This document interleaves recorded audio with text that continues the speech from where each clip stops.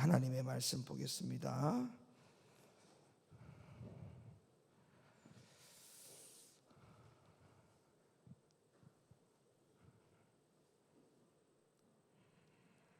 하나님의 말씀 마태복음 24장 31절 다 같이 한 목소리로 크게 읽겠습니다. 시작.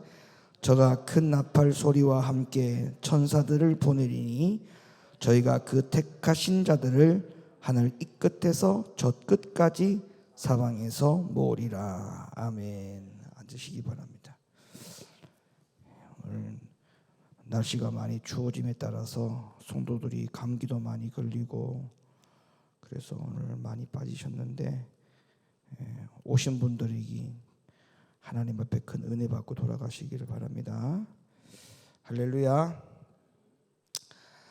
자, 오늘도 하나님의 말씀을 전할 테니까 잘 들으시기 바랍니다. 자, 오늘은 성경에 있는 말씀을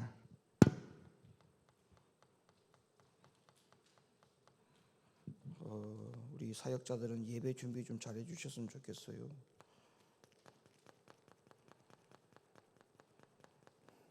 부탁 좀 드릴게요.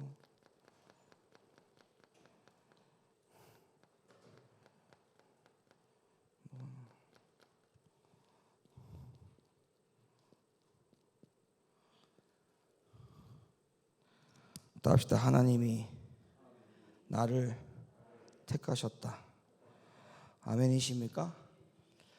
자, 우리가 이 성경에 이 택함에 대한 단어가 괜찮아요. 부목사님 안 가져오셔도 돼요. 택함에 대한 말씀이 나오는데 근데 하나님의 말씀에 대해서 우리가 이 택함이라는 단어가 나온다고 해서 하나님의 말씀하고는 전혀 관계없이 내 임의적으로 택함에 대한 이 단어를 의미를 해석을 하면 그건 절대 안 되는 일이죠. 하나님의 말씀이 기록이 된 것을 1차적으로 우리가 항상 검증할 때 하나님이 이 말씀을 왜 기록했는가라고 하는 그 시각에서 항상 하나님의 말씀을 봐야만이 하나님의 입장을 찾을 수가 있습니다. 왜 하나님이 이렇게 기록해 놓으셨을까? 이 말씀에 이것이 왜 기록되었을까? 하나님의 입장에서 자꾸 묻는 거예요. 그래야만이 성경에 기록되어 있는 하나님의 말씀을 하나님의 의도를 찾아가지고 정확한 하나님의 뜻을 알 수가 있죠. 성경에 예수님께서 하신 말씀도 마찬가지예요. 예수님이 이 말씀을 왜 하셨을까? 여기에서 예수님께서 이 말씀을 왜 기록하셨을까? 그 의미를 자꾸 새겨봐야 예수님께서 이 말씀을 왜 하셨는지에 대한 취지를 알 수가 있기 때문에 그렇게 되어야만이 하나님의 말씀이 우리에게 올 때에 진리로 옵니다. 진리. 여러분, 우리가 하나님의 말씀을 듣는 것과 진리를 듣는 것에 대한 차이를 여러분들이 좀 알 필요가 있어요. 말씀을 듣는 것과 진리를 듣는 것에 대해서는 차이가 엄청납니다. 여러분, 이 말씀은요 섞이기 있어요. 섞이기가 일수야. 일수. 왜 섞이기가 일수냐면 성경에 있는 말씀의 본문을 가지고 해석을 하죠. 적용을 하죠. 그러다 보니까 자꾸 여기에 어떤 교리를 썼고 전통을 썼고 그 다음에 자기의 체험을 썼고 또 뭐 세상의 어떤 원리, 세상 원리를 썼고 이제 이렇게 자꾸 섞는 거예요. 이 모든 걸 자꾸 섞는 걸 자체를 가리켜서 우리는 뭐냐 하면 이거는 말씀이에요. 말씀. 근데 여러분, 진리는요, 진리는 뭐냐 하면 예수님께서 하신 말씀을 그대로 전하는 게 진리입니다. 여기에는 어떤 것도 섞으면 안 돼. 그러니까 주님이 이 말씀을 왜 하셨는지에 대한 목적을 분명히 알고 그 말씀에 대한 취지를 정확하게 알아서 하나님이 이 말씀을 본래 기록할 목적이 무엇인지를 깨닫고 난 다음에 그 말씀을 성도들에게 그대로 던져주는 것이 진리입니다. 진리. 그래서 성도들의 귀는 진리를 듣는 귀가 되어야 영혼이 살지 말씀을 듣는 선은 영혼이 살 수가 없어요. 왜냐하면 우리가 하나님의 말씀을 똑같은 성경 구절을 가지고도 말씀으로 듣느냐 진리로 듣느냐에 따라서 해석에 대한 차이가 엄청난 차이가 납니다. 하나님은 이런 의도로 줬는데 사람이 그 말씀을 왜곡해가지고 다르게 해석하는 경우가 굉장히 많은 거죠. 우리가 가령 예를 들면 히브리 4장 12절 다 아는 말씀이에요. 자, 히브리 4장 12절 찾아보세요. 히브리 4장 12절.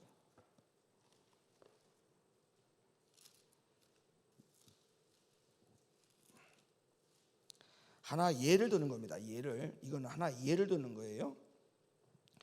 자, 4장 12절에 하나님의 말씀은 살았고 운동력이 있어 좌우의 날선 어떤 검보다 예리하여 혼과 영과 및 관절과 골수를 찔러 쪼개기까지 하며 또 마음의 생각과 뜻을 감찰하나니 지으신 것이 하나라도 그 앞에서 나타나지 않음이 없고 오직 만물이 우리를 상관하시는 자의 눈앞에 벌거벗은 것 같이 드러나니라. 자, 이 말씀에서 제가 아까도 분명히 말씀드렸잖아요. 예수님께서 신약 성경에서 히브리 기자를 통해 가지고 이 말씀을 기록하게 하셨는데, 자, 이 말씀을 왜 기록했을까? 분명히 이 말씀을 기록하신 목적이 뭘까? 이런 의도로, 이런 관점으로 하나님의 말씀을 봐야 되는 거예요. 근데 이 말씀을, 하나님의 말씀은 살았고 운동력이 있다라고 하는 이 취지로 말씀을 만드는 거죠. 자, 하나님의 말씀은 살았고 운동력이 있습니다.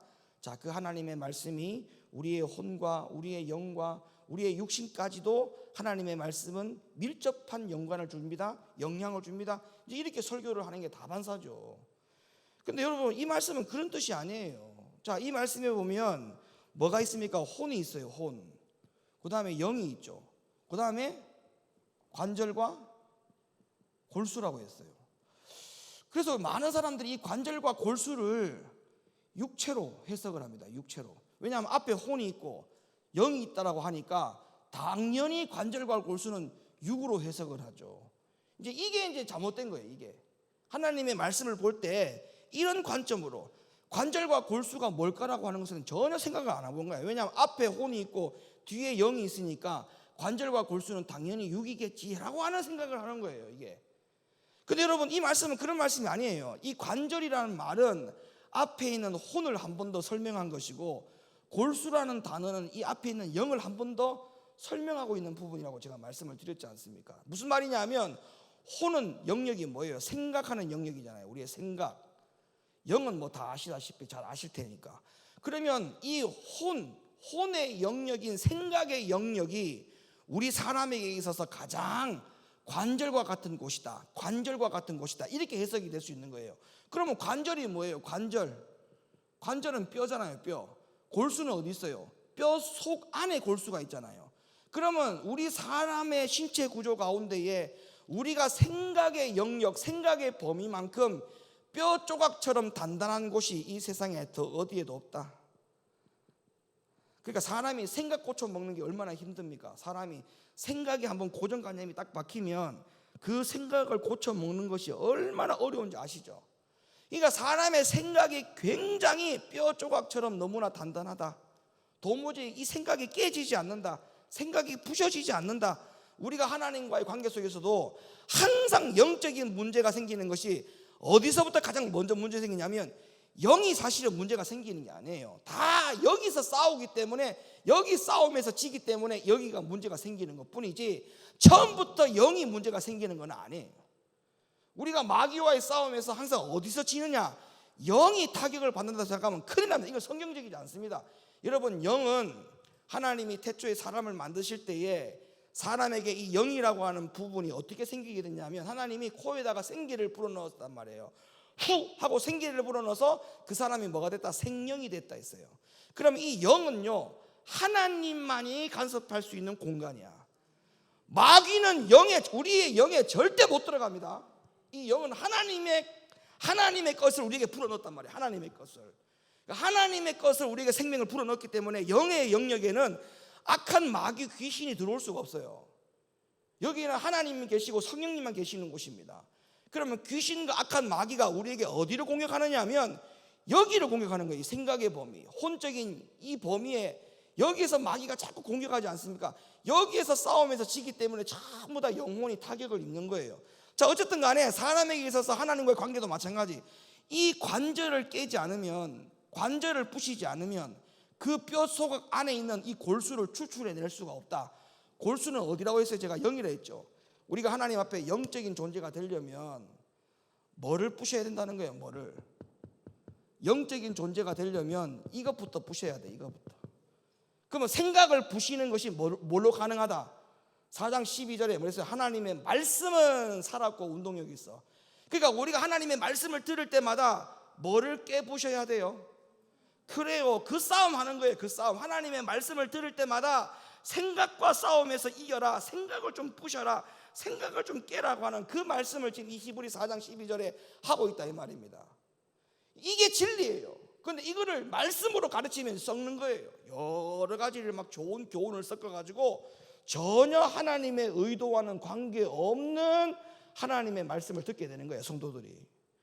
그러니까 이런 말씀을 이렇게 듣는 것과 이렇게 듣는 것의 차이는 하늘과 땅일 수밖에 없습니다. 차이가. 그러니까 우리 영혼이 살려면 진리를 들어야 되지 말씀을 들어서 되는 게 아니에요. 설교를 들어서 되는 게 아니라고요. 믿으시면 아멘 하십시다. 우리의 영혼은 설교를 들어서 사는 게 아니에요. 진리를 들어야 돼요. 진리를. 그런 의미에서 오늘 말씀을 잘 들어보세요. 자, 우리가 하나님이 창세전부터 우리를 택했다 이런 말들을 어릴 때부터 들었든지 아니면 교회를 다니면서부터 목사님이 그렇게 말씀하시니까 그런가 보다 하고 우리가 들었던 이야기예요. 그러니까 하나님의 말씀을 우리가 한 번도 내 스스로 확인을 안 했다는 결론이에요. 모르겠어요. 그 말씀을 전하는 주의 종들도 말씀을 확인했다라면 그렇게 말씀을 못 전할 거라고 저는 생각합니다. 자, 왜냐하면 성경에서 말하는 이 택함이라는 단어를 공부를 해보면 택함은 두 가지입니다. 성경의 택함은 두 가지. 딸다 택함은 두 가지다. 성경에서 하나님이 우리를 택했다 이런 말을 하는데 그 택한 말씀들을 장면을 하나하나 따지고 보면 언제 때의 택함인지를 구별을 해야 돼요. 성경을 가지고. 자, 하나님은 우리를 두 번 택했는데 제가 그림을 먼저 그려놓고 난 다음에 제가 이 성경을 찾아드릴게요. 먼저 설명을 듣고 하나님의 말씀을 찾는 게 더 중요하단 말이에요. 자, 하나님이 우리를 택한 것은 창세 전, 그 다음에 이스라엘 백성들이 애굽에 있었죠. 애굽에서 어디서 나왔어요? 광야로 나왔죠. 광야에서 어디로 갔어요? 가나안으로 갔죠. 그러면 광야는 사도행전 7장에 보니까 광야를 뭐라고 그랬어요? 성경에서 교회라고 했어요. 가나안은 영적으로 어디예요? 그러니까 천국이 되겠죠. 그러면 애굽은 영적으로 어디예요? 세상이죠. 세상. 자, 성경에서 하나님이 우리를 창세 전부터 택했다라고 할 때 그 택함은, 첫 번째 택함은 세상에서부터 교회로 가는 택함을 말하는 거예요. 일단 설명을 들으세요. 성경은 찾아드릴 테니까. 그 다음에 우리가 많은 사람들이 택했으니까 끝났다. 이제 우리가 장로교단에서 말하면 칼빈의 교리에 의하면 이제 불가항력적인 은혜, 그다음에 성도의 견인, 예정론 이런 모든 교리가 다 이 창세전에 우리를 택했다라고 하는 이유만으로 우리가 이렇게 설명을 하는 거예요. 근데 그 모든 택함은 창세전에 택한 모든 택함은 여기서부터 여기까지 인도하심의 택함을 말하는 거예요. 그런데 여기서 끝났다 이렇게 이야기하면 그 다음부터 심각해져요. 왜? 성경에는 그 다음에 택함을 우리에게 분명히 말씀을 하셨단 말이에요. 근데 그 다음에 택함은 어디 택함이냐면 교회에서부터 어디까지 가는 거 택함을 말하느냐? 가나안까지 가는 택함을 말하는 거예요. 성경에 다 나오는 이야기예요. 그런데 많은 사람들이 이 택함을 가지고 여기까지 갔다라고 생각하는데 성경에 그런 말이 한마디도 없어요. 성경에 그런 말이 한마디도 없어요. 자, 그러면 지금부터 성경을 찾아가면서 이걸 하나하나 내가 설명을 드릴 테니까 잘 따라오시길 바랍니다. 자, 창세기 7장 38절. 창세기 7장 38절. 시내산에서 말하던 그 천사와 및 우리 조상들과 함께 광야 교회에 있었고 또 생명의 돌을 받아 우리에게 주던 자가 이 사람이라. 자, 다시 읽어주세요. 시작. 시내산에서 말하던 그 천사와 및 우리 조상들과 함께 광야 교회에 있었고 또 생명의 돌을 받아 우리에게 주던 자가 이 사람이라. 자, 이스라엘 백성들이 있었던 광야는 어디라고요? 사도행전 7장에 어디라고 했어요? 분명히 교회라고 했죠. 그러니까 광야를 왜 교회라고 봐야 되는지를 제가 확인시켜 드린 거예요. 자, 그 다음에 창세기 15장으로 이제 갑니다. 창세전부터 우리를 택했는데 어디까지 택했는지를 설명을 드리는 거예요. 이제 창세기 15장 13절.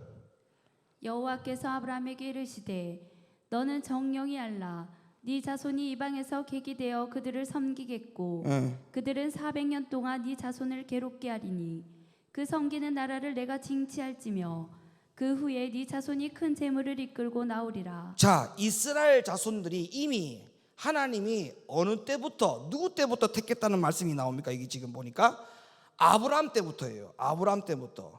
따라서 하나님이 이스라엘 백성들을 누구 때부터 택했다고요? 예, 아브라함 때부터 택했다는 말씀이에요. 자, 아브라함 때부터 택한 이스라엘 백성들이에요. 그 다음에 출애굽기 12장 13절.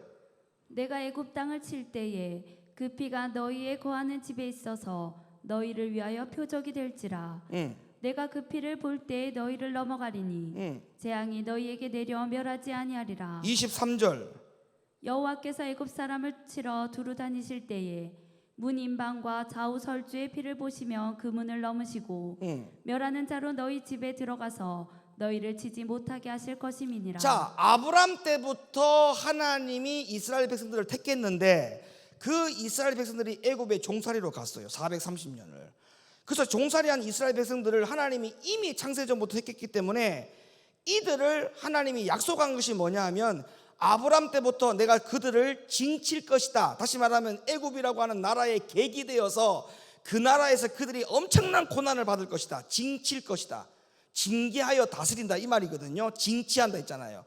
그래서 아브라함 때부터 택함받은 이스라엘 백성들이 애굽에서 객이 되어 가지고 430년간 종살이 할 텐데 내가 택한 백성이기 때문에 내가 그들을 책임지겠다는 거예요. 그래서 하나님이 애굽에 있는 이스라엘 백성들의 모든 백성들을 구원하고 사망에서 건져내기 위해서 이 말씀과 같이 문 임방에 좌우 설주에 어린 양의 피를 바르게 하고 그 피를 바른 모든 가정에는 애굽의 저주가 넘어가는 유월 넘어가게 해서 그들을 다 한 사람도 생명에 영향을 끼치지 않고 애굽에서 다 나오게 하겠다. 이게 창세전에 하나님이 아브라함에게 택하신 거예요. 창세전 하나님이 아브라함에게 백성들을 그렇게 할 것이다라고 하는 것에 대한 예언, 약속 때문에 백성들을 지금 그렇게 이끌어 가시는 거예요. 자, 그 다음에 사망에서 건졌죠. 이스라엘 백성들을 애굽에서 다 죽을 수밖에 없는 그들을 어린 양의 피를 발라가지고 사망에서 건지셨잖아요. 자, 사망에서 건지시고 난 다음에 어떻게 했어요? 출애굽기 13장 21절. 여호와께서 그들 앞에 행하사 낮에는 구름 기둥으로 그들의 길을 인도하시고 밤에는 불 기둥으로 그들에게 비치사 주야로 진행하게 하시니 낮에는 구름 기둥 밤에는 불 기둥이 백성 앞에서 떠나지 아니하니라. 자, 그래서 사망에서 건지고 난 다음에 이제 이들을 애굽에서 광야로 나오게 해서 광야로 나온 그들 가운데 하나님이 어떻게 했어요? 낮에는 구름 기둥, 밤에는 불 기둥으로 그들을 이끌어내고 인도하지 않습니까?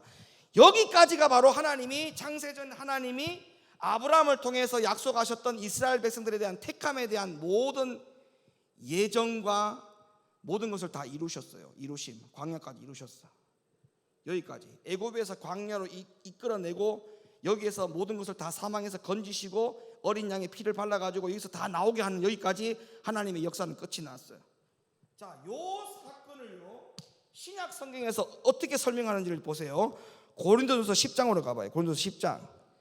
형제들아 너희가 알지 못하기를 내가 원치 아니하노니 우리 조상들이 다 구름 아래 있고 바다 가운데로 지나며 모세에게 속하여 다 구름과 바다에서 침례를 받고 아멘. 다 같은 신령한 식물을 먹으며 다 같은 신령한 음료를 마셨으니 이는 저희를 따르는 신령한 반석으로부터 마셨음에 아멘. 그 반석은 곧 그리스도시라. 아멘. 그러나 저희의 다수를 하나님이 기뻐하지 아니하신 고로 저희가 광야에서 멸망을 받았느니라. 자, 보세요.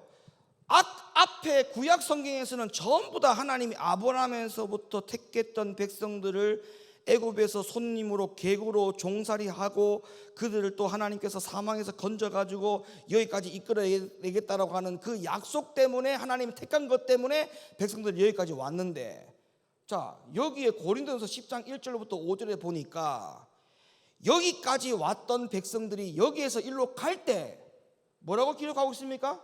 하나님이 기뻐하지 아니하신 고로 저희가 광야에서 거의 다 멸망을 받았다 이렇게 말하고 있어요. 자, 그러면 창세전에 백성들을 택한 하나님의 백성들이 만약에 가나안까지 가는 것에 택함이 있었다면 다 데리고 가야 돼요. 모두 다 데리고 가야 돼요.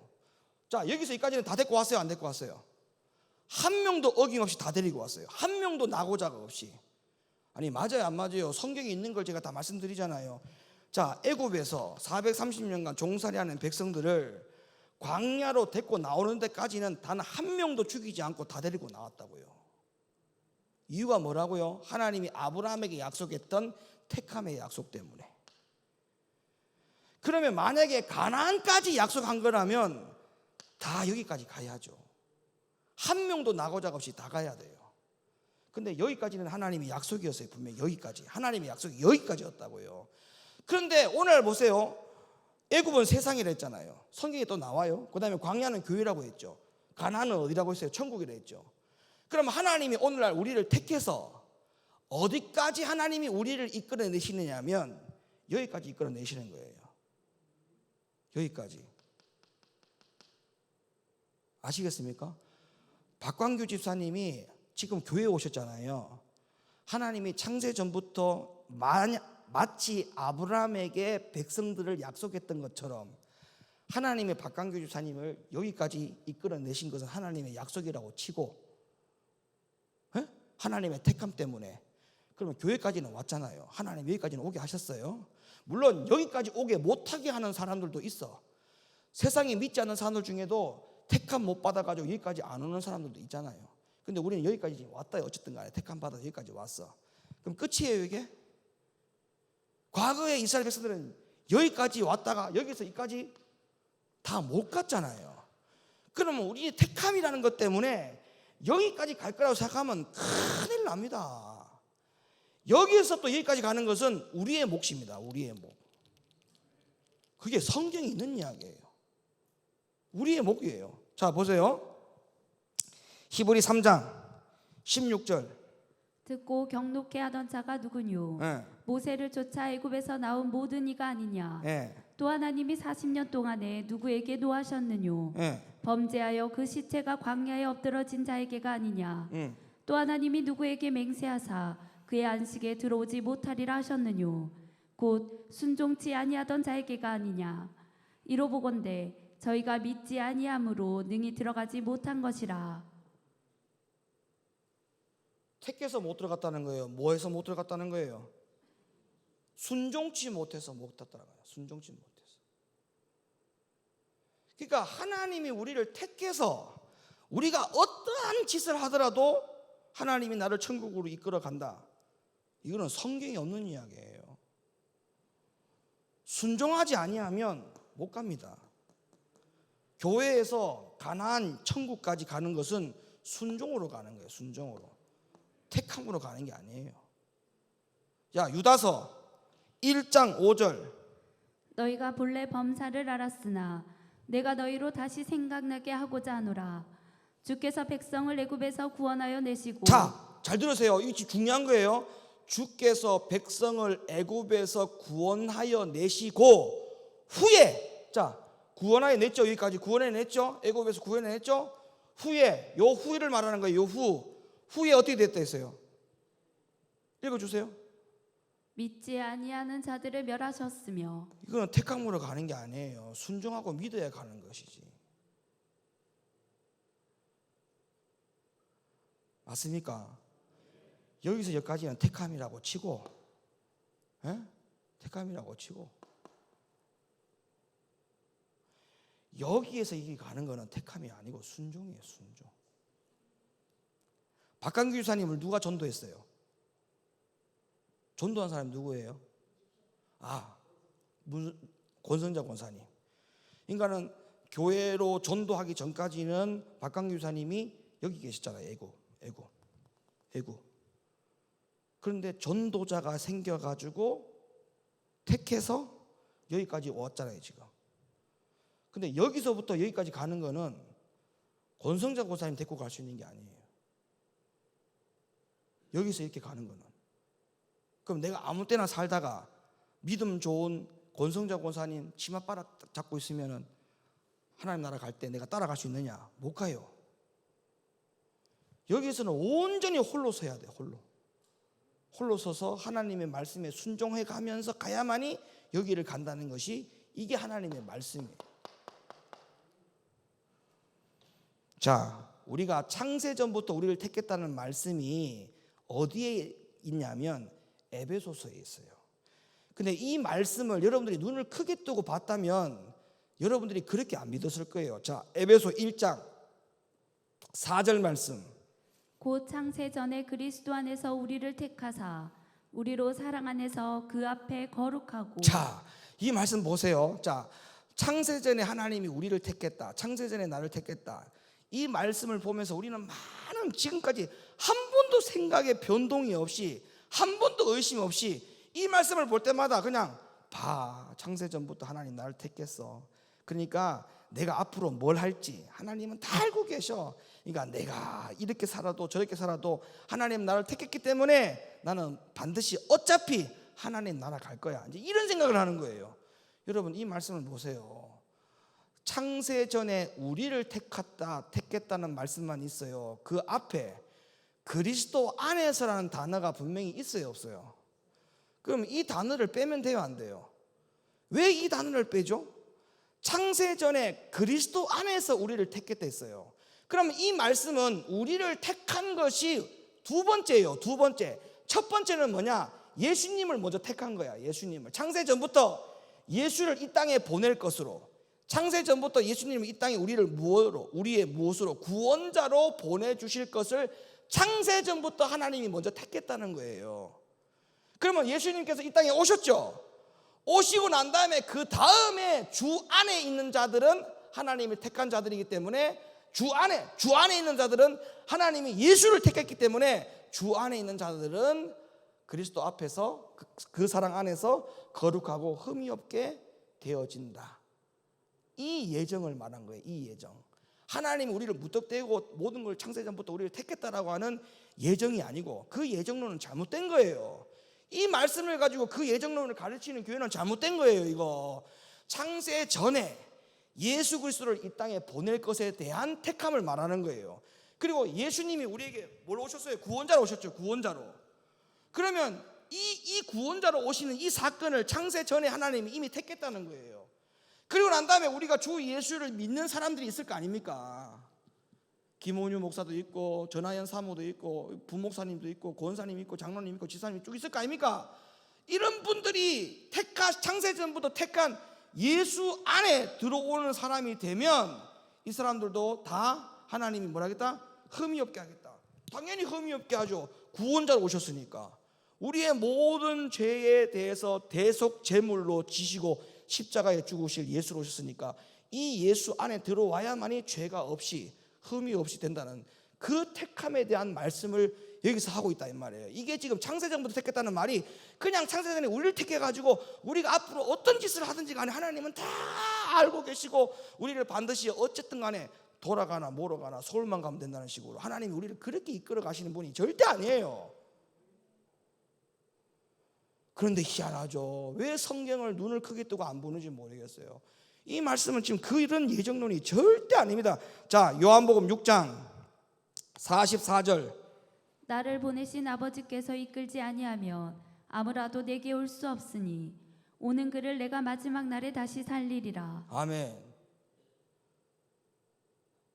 택하였다고 해서 가는 곳이 아니야. 절대로. 잘 기억하셔야 돼요. 예? 모든 것이 다 하나님의 손에 달려있다. 나는 아무것도 하지 않아도 되는 것처럼 그렇게 신앙생활 하는 것은 정말 이거는 하나님의 방법도 하나님의 말씀도 아닙니다. 이거는 성경적이지도 않아요. 자, 고린도서 9장 27절. 내가 내 몸을 쳐 복종하게 함은 내가 남에게 전파한 후에 자기가 도리어 버림이 될까 두려워함이로라. 아멘. 만약에 바울이 우리가 지금 익히 알고 있는 창세전부터 하나님이 우리를 예정하고 택했다. 그러면 내가 앞으로 모든 살아가는 모든 나날이 하나님이 우리를 반드시 우리가 어쨌든 살든 간에 우리를 반드시 또 이끌어가지고 잘못된 길에서 또 빼가지고 우리 하나님 나라로 가게 할 것이다. 우리는 마치 아무것도 하는 것이 없는 것처럼 아무것도 안 해도 되는 것처럼 그냥 지금처럼 신앙생활을 그렇게 가볍게 하더라도 하나님이 다 용서해 줄 것처럼 이런 사고방식의 신앙생활이 만약에 가능할 것 같더라면 이 지금 바울이 이런 이야기를 할 필요가 없잖아요. 주님 앞에 다시 도리어 버림을 받을까 봐 두렵다는 이런 말을 할 필요가 없지요. 왜 이런 말을 하겠습니까? 여러분, 하나님은 우리에게 자유의지라는 걸 주셨어요. 믿음도 주셨지만 뭐를 주셨다고요? 자유의지를 줬어요. 자유의지. 여러분, 신명기 30장에 가봐요. 하나님이 우리에게 분명히 뭐라고 말씀하신 줄 아세요? 자, 신명기 말씀이 창세기 다음에 나오죠. 창세기 전이 아니죠. 신명기 말씀은 창세기 이후죠. 자, 신명기 30장 말씀에 15절인가요? 거기 보면 하나님 이렇게 말씀합니다. 내가 너희 앞에 생명과 사망과 복과 저주를 네 앞에 두었은즉 너희가 뭐를 선택할 것인가? 네가 택하라. 그런 말씀이 있어요, 없어요? 신명기 30장 가봐요.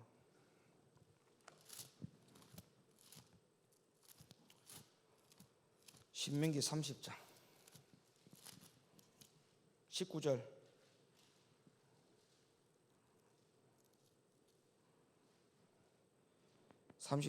찾았어요? 시작. 내가 오늘날 천지를 불러서 너희에게 증거를 삼노라. 내가 생명과 사망과 복과 저주를 네 앞에 두었은즉 너와 네 자손이 살기 위하여 생명을 택하고 20절 시작. 네 하나님 여호와를 사랑하고 그 말씀을 순종하며 또 그에게 부종하라.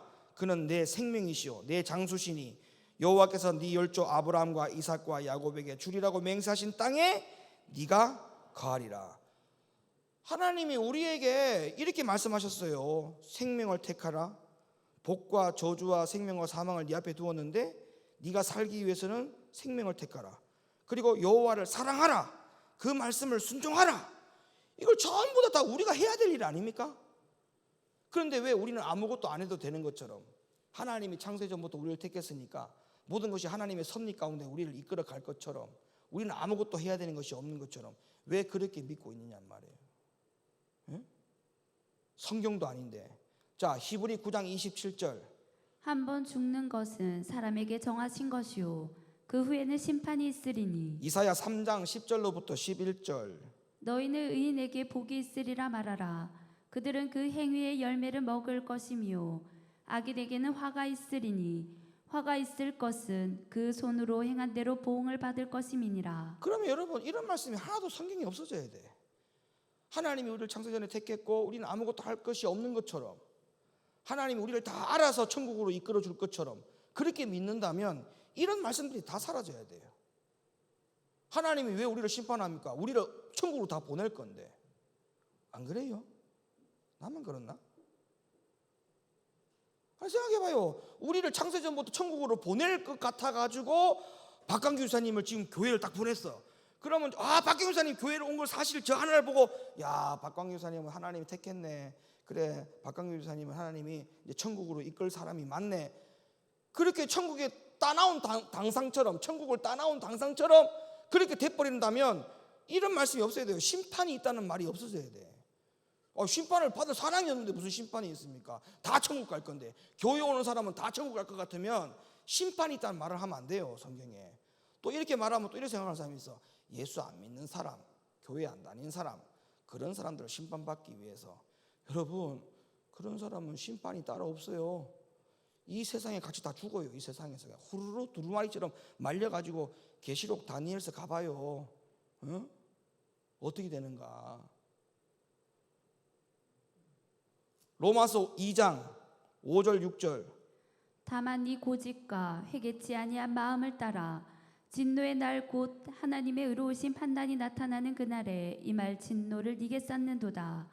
하나님께서 각 사람에게 그 행한 대로 보응하시되. 그래서 로마서 12장 2절에 이렇게 말씀하신 거예요. 우리에게 자유의지가 있기 때문에 이렇게 살라고 말씀하신 거예요. 읽어주세요.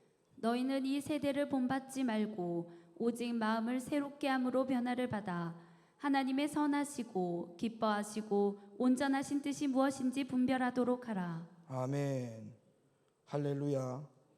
그러니까 우리가 선택한 대로 심판을 받아요. 여기서부터는 아까 얘기했잖아요. 애굽, 세상, 애굽 세상이란다. 광야, 가나안,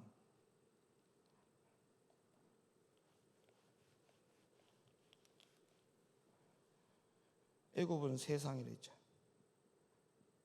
광야는 교회라고 했어요. 가나안은 천국이라 했어요. 여기서부터 여기까지 가는 것에 대해서는 무조건 순종, 행한 대로.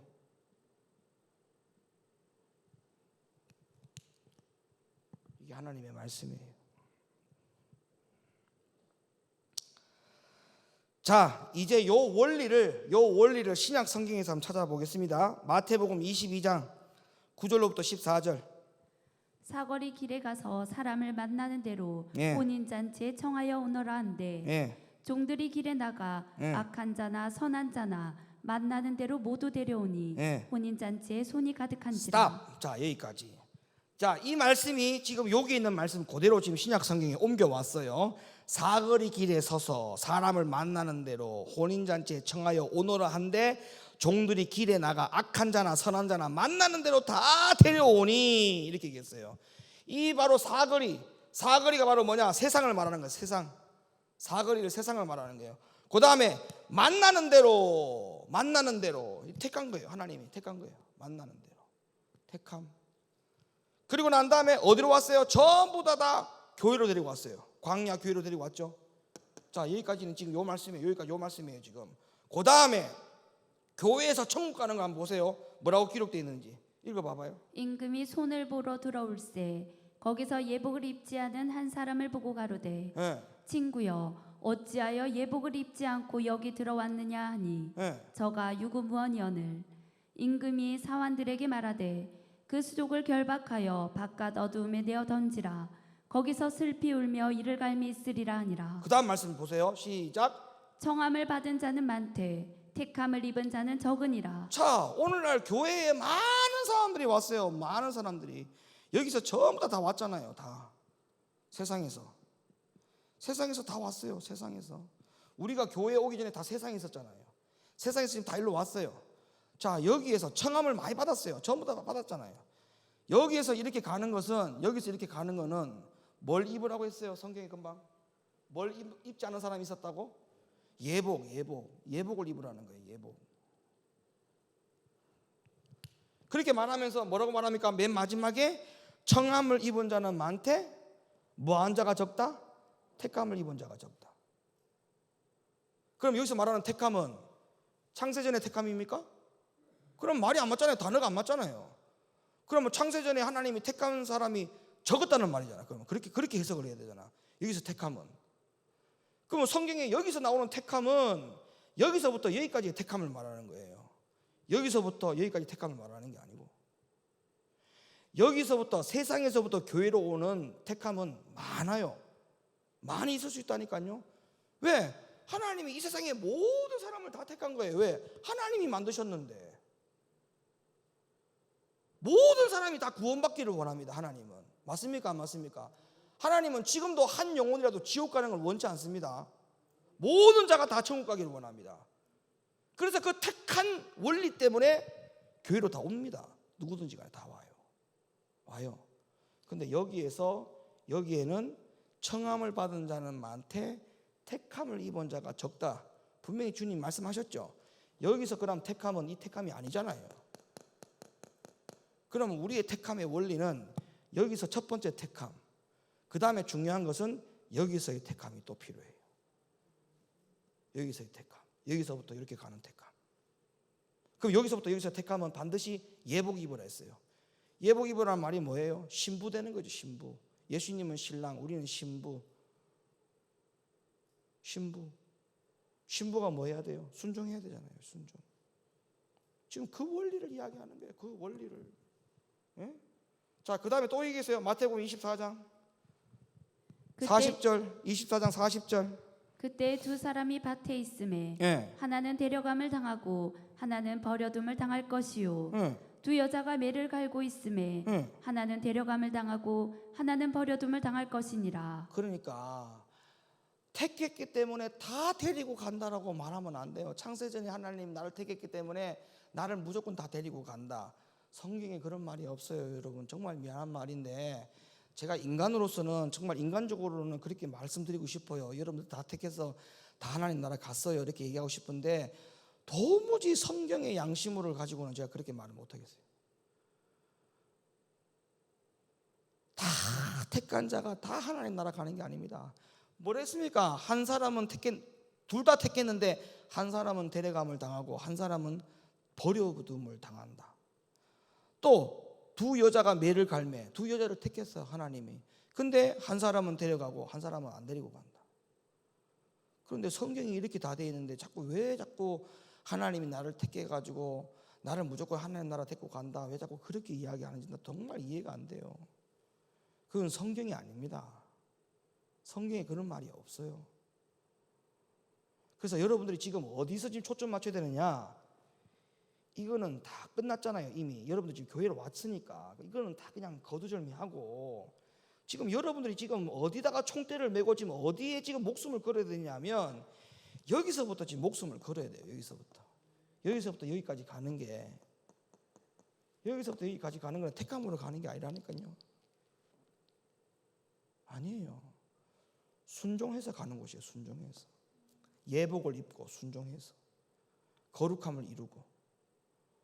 근데 교회만 다니면 천국 간다? 아닙니다. 성경에 그런 말 없어요. 천국 가면, 교회만 나가면 천국 간다는 말이 어디 있어요? 그런 말이 절대 그런 말이 없어요. 여러분 창세기 12장으로 한번 가봐요. 창세기 12장. 이 말씀만 드리고 오늘 말씀 마칠게요. 창세기 12장.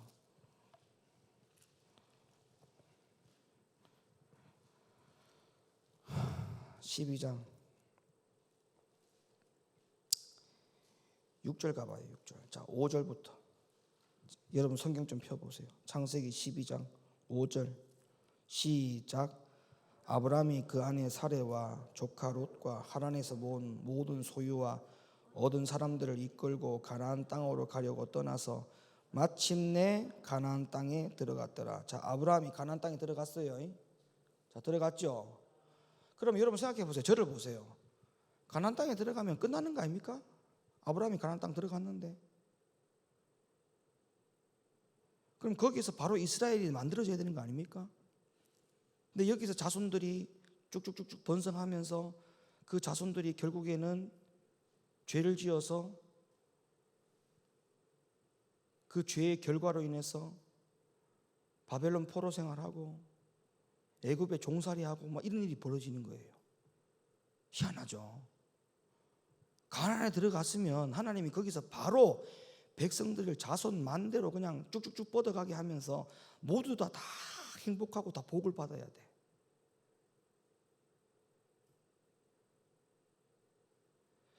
오늘날 교회 가면 하나님의 말씀을 들으면서 천국 복음을 듣죠. 우리가 여러분 교회 가면 천국 복음 듣는 거 당연한 겁니다.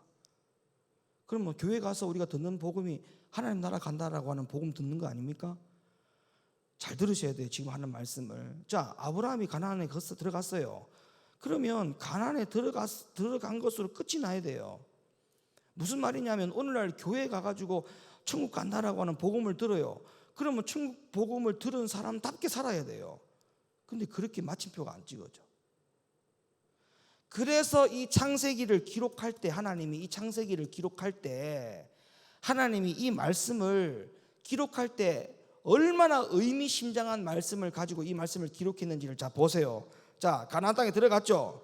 6절 아브라함이 그 땅을 통과하여 어디로 이동했냐면 세겜 땅이라고 하는 곳으로 이동했어요. 세겜 땅. 따라합시다. 세겜 땅. 세겜 땅. 자, 처음에 간 땅이 세겜 땅으로 이동했어요. 세겜 땅. 그 다음에 8절 가봐요. 8절 세겜 땅에서 또 두 번째 땅으로 옮겨가요. 가나안 안에 들어가서 8절 시작. 거기서 베델 동편 산으로 옮겨 장막을 치니 선은 베델이요 동은 아이라. 그가 그곳에서 여호와를 위하여 단을 쌓고 여호와 이름을 불렀더니, 세겜에서 두 번째로 옮겼는데 두 번째로 간 땅이 어디냐면 베델이라는 땅에 갔어요. 근데 이 베델이라는 땅은 어느 편에 있다고, 동편에 있다고 했어요? 서편에 있다고 했어요? 서편에 있다고 했죠. 서편. 맞죠? 근데 반대편에 동편은 뭐가 있다고 했어요? 아이가 있다. 아이라는 땅이 있다고 해서 아이라고 하는 도시. 이거는 동편이에요, 동편. 자, 그 다음에 세 번째로 또 옮겨갑니다. 창세기 13장 3절, 13장 3절, 13장 3절. 시작. 그가 남방에서부터 발행하여 베델에 이르며 베델과 아이 사이 전에 장막 쳤던 곳에 이르니 그가 처음으로 단을 쌓은 곳이라 그가 거기서 여호와의 이름을 불렀더라. 그 다음에 쭉 가가지고 어디까지 가느냐 하면 18절. 그 다음 베델에서 나왔어요. 이제 베델에서 나왔죠. 나와가지고 18절로 옮겨갑니다. 시작. 이에 아브라함이 장막을 옮겨 헤브론에 있는 마므레 상수리 수풀에 이르며. 자, 세 번째로 또 어디로 갔냐 하면 아니 마므레가 아니지, 헤브론. 자, 세 번째로 헤브론이라는 땅으로 옮겨가요. 자, 가나안에 들어갔으면 끝이에요. 근데 가나안에 들어간 아브라함이 세겜 땅에 가서 단을 쌓고 예배를 드려요. 그 다음에 베델 땅으로 가서 단을 쌓고 하나님 앞에 예배 드렸어요. 마지막 세 번째로 헤브론 땅으로 옮겨가지고 또 부랴부랴 단을 쌓고 하나님 앞에 예배 드렸어요. 제사를 드렸다고요. 그러면 오늘날 이것은 뭘 의미하냐면 가나안이라고 하는 것을 소유한 사람. 그러니까 오늘날 교회에 와서 가나안을 소유하잖아요. 우리가 천국을 소유하잖아요. 천국 복음을 들으니까 나는 하나님 나라의 백성답게 소망을 품고 살아가지 않습니까? 아멘 좀 해주세요. 할렐루야. 자, 그러면 이게 마치 가나안의 사람인 거예요. 우리가 가나안의 소망을 품고 살아가는 사람이에요. 그러면 가나안을 품고 살아가는 사람은 아브라함이 우리에게 요구한 것이 요 세 가지예요. 세 가지. 그러면 이 각각 땅에 왜 아브라함이 갔느냐, 여기에 가서 왜 단을 쌓았느냐, 이 의미를 알아야 돼요. 자, 세겜이라는 말은 히브리어 원어로 그 말의 뜻이 어깨라는 의미를 가지고 있어요. 세겜이라는 단어가 무슨 뜻을 갖고 있다고요? 어깨라는 뜻을 갖고 있어요. 그럼 이 어깨라는 뜻이 무슨 뜻이냐면 우리가 쌀을 20kg를 여기서 이렇게 옮겨갈 때 손으로 이렇게 들어서 이렇게 하는 것보다 이 20kg를 어깨에 이렇게 딱 매요, 안 매요? 쌀을 안 옮겨봤구나. 이렇게 매요. 어깨 매죠. 어깨 매가지고 이렇게 쌀을 옮기죠. 그러면 손으로 이렇게 들고 갈 때 하고 박강규 교사님 어깨 멜 때 하고 어느 게 더 쉬워요? 어깨 멜 때 쉽죠. 그럼 이 어깨라는 말은 무슨 의미를 이야기하느냐? 힘을 말하는 거예요. 힘을 상징하는 거예요. 그러면 아브라함이 가나안에 들어갔죠. 가나안에 들어가서 세겜으로 갔어요. 세겜으로. 맞아요. 세겜에 가서 예배드렸어요. 그러면 세겜으로 가서 아브라함은 뭘 얻었느냐? 뭘 얻었어요? 힘을 얻은 거예요. 힘을 얻기 위해서 세겜으로 간 거예요. 가나안에 들어간 아브라함이 세겜으로 갔다. 이 말은 아브라함이 왜 갔을까? 이런 생각을 좀 해보라는 거예요. 왜 갔을까? 왜 세겜에 갔지? 아브라함이 가나안에 들어가면 끝인데 왜 가나안에 들어가서 왜 세겜으로 갔을까? 왜 갔느냐 하면 세겜으로 간 이유는 하나님으로부터 힘을 얻기 위해서 갔어요. 힘을. 그럼 여기서 말하는 힘은 뭘까요? 어떤 힘을 말할까요? 기적을 말할까요? 아브라함이 병 고치는 은사를 받기 위해서 갔을까요? 귀신을 내어쫓는 은사, 방언하기 위해서, 방언 통변하는 은사, 예언의 은사를 받으려고 아브라함이 세겜에 갔겠습니까? 천만의 말씀. 아브라함이 세겜에 가서 받으려고 했던 힘은 오직 딱 하나, 하나님 한 분만으로 만족하는 힘. 하나님 한 분만으로 만족하는 힘. 그러니까 이게 얼마나 의미가 있는지 잘 들어봐요. 오늘날 가나안의 소망을 품고 살아가는 사람이 가나안의 소망만 품었지 하나님 한 분만으로 만족하는 힘이 없이 그냥 가나안의 소유만 하고 있는 교인들이 얼마나 많은지 몰라요. 교회 가면 천국 간다라고 하는 건 다 알아요. 그거 모르는 사람 없어. 다 알아. 그것만 알아. 가나안을 소유한 사람들, 가나안에 대한 복음을 들은 교인들이 세겜에 안 가. 세겜이 없어. 세겜이 없어. 하나님 한 분만으로 만족하는 힘이 없어. 힘이. 그러니까 오늘날 교인들이 엉망진창이 되는 거 아닙니까? 얘기했잖아요. 이찬수 목사님이 지난주 주일날 설교할 때 지금 연말 연시가 아주 인기가 많은 곳이 있대요. 그 연말 연시에 인기가 많은 곳이 어디냐? 점쟁이 집이랍니다. 점쟁이 집. 근데 기가 막힌답니다. 지금 서울은요, 그 서울의 점쟁이, 유명한 점쟁이 집에 사람들이 모이는데 전부 다 교회 권사님들이 주일 예배 마치고 다 점쟁이 집 가서 점 보고 간다. 집으로. 이찬수 목사님이 지난 주일 낮 설교입니다. 이거 지금 서울이 지금 그렇답니다. 에? 교회 가면 뭐합니까? 아니, 교회 가서 천국에 대한 복음을 들으면 뭐합니까? 천국 복음 들어서 천국을 소유했다고 칩시다. 가나안을 소유한 사람이라고 칩시다. 그런데 이게 없어. 이게 없어. 이게 없이 가나안만 소유하고 가나안만 소망 갖고 있는 사람이 무슨 소용이 있습니까? 에? 자, 여기서 하나님 앞에 만족하는 힘을 얻어서 얻기라고 하는 이 의간을 가지고 있는 세겜 땅에 가서 하나님으로부터 힘을 얻었단 말이에요. 하나님 한 분만으로 만족하는 힘을 얻었어, 이 아브라함이. 그리고 난 다음에 두 번째로 간 땅이 어디라고요? 베델로 옮겨갔어요. 베델로. 여러분, 베델이라는 뜻은 다 알죠? 많이 들어봤죠? 베델이 무슨 뜻이 있어요? 하나님의 집이라는 뜻이에요. 하나님의 집. 하나님의 집으로 갔어요. 하나님의 집으로. 하나님의 집. 근데 여기 보세요. 서편이 베델이라 했죠. 동편이 아이라 했죠.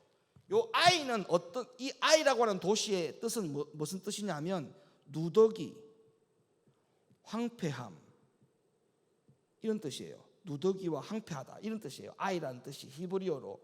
그럼 이거는 뭘 말하느냐 하면 영적으로 말하면 세상을 말하는 거예요. 세상. 자, 그러면 여기 보세요. 서편과 동편은 완전 반대편이죠. 동서, 이게 서입니다. 여러분들이 볼 때는 여기가 서지만 제가 볼 때는 여기가 서잖아요. 동서. 그러면 베델이 서쪽이라 했으니까, 자, 아브라함이 베델로 갔어요. 자, 베델로 딱 갔으면, 베델을 딱 갔으면은 서쪽을 바라보잖아요.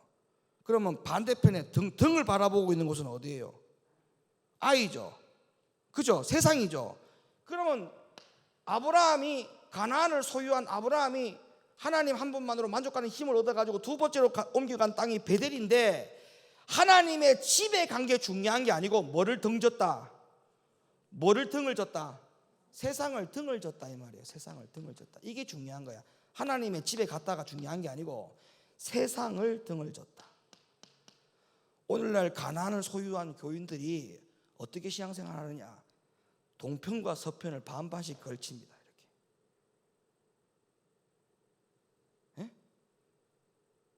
동편과 서편을 이렇게 서요. 사람들이 신앙생활 할 때 이래 선다니까. 이래 안 서요.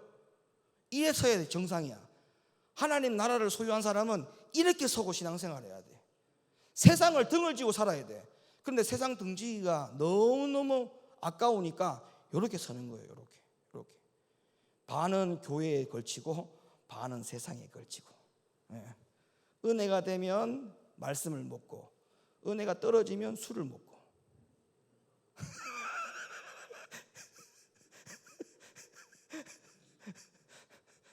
반반씩, 반반씩. 이래 사는 사람이 있을까? 이래 사는 사람이?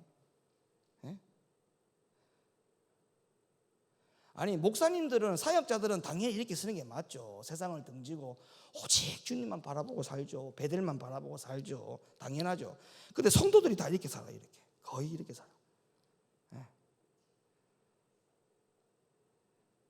구약과 신약도 먹고 술도 먹고.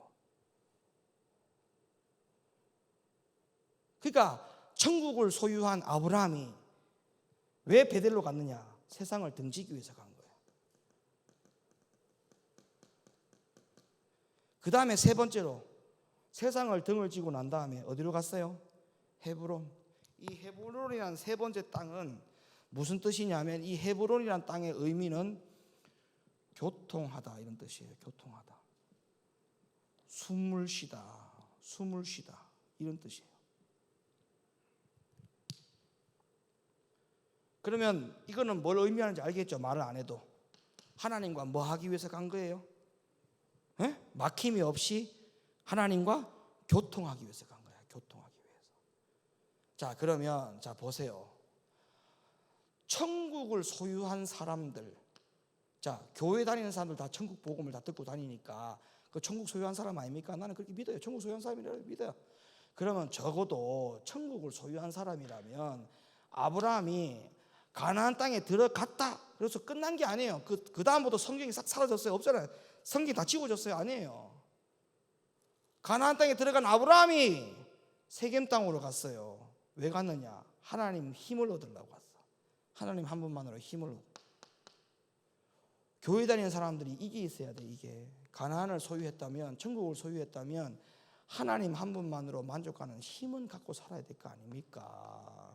에? 그런데 교회 와가지고 왜 우거지상으로 다닙니까?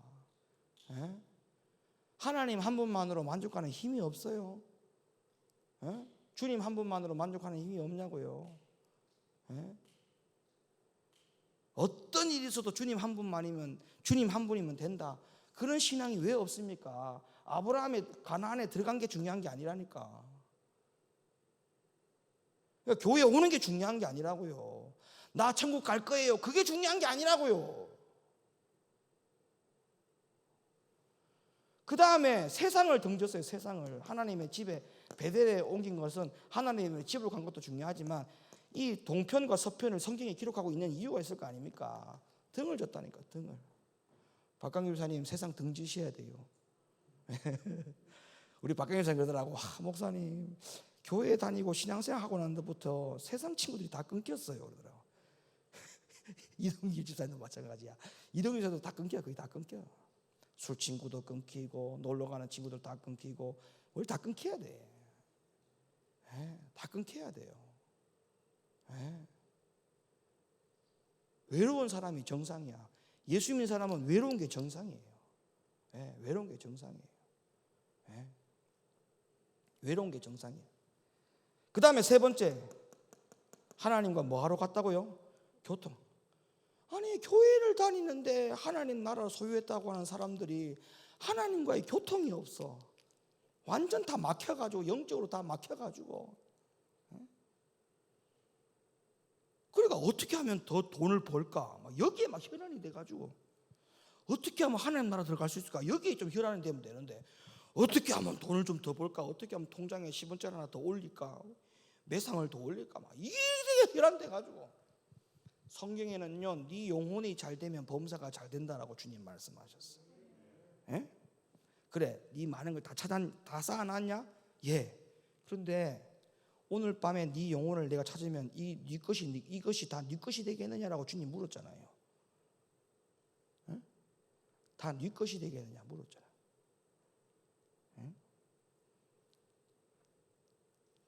죽을 때 가져갈 수 있으면 뭐 더 벌어야죠. 얼마든지 벌어야죠. 무덤에 아무것도 못 가져가요. 무덤에 그냥 자기 몸 하나, 그 다음에 배옷, 삼배옷, 그 다음에 관 하나, 한 병짜리 땅 하나, 그거 말고는 가져갈 수 있는 게 아무것도 없어요. 아무것도 없어요. 그러니까 제발 좀 이거 하나 믿고 신앙생활 이상하게 하지 말고, 정말 광야에서 가나안 가기 위해서는 예복 입고 순종해야 되는데 정말 아브라함처럼 하나님 한 분만으로 만족하는 힘을 가지고 세상을 등지고 하나님과 교통하는 믿음의 삶을 살면서 가자 이 말이에요. 아멘입니까? 이렇게 가야 돼요. 이렇게 안 가면 안 돼요. 제발 우리 생각 가지고 신앙생활 하지 말고 성경에 하나님이 말씀하신 대로, 주님이 말씀하신 대로. 온라인 예배를 드리는 우리 성도님들도 마찬가지예요. 오늘 말씀 잘 들으세요. 집에서 이 말씀 들으면서 잘 들으셔야 돼요. 정말 철두철미하게 광야에서 교회에서 가나안 가는 것은 택함으로 가는 게 아닙니다. 절대 택함으로 가는 게 아닙니다. 예.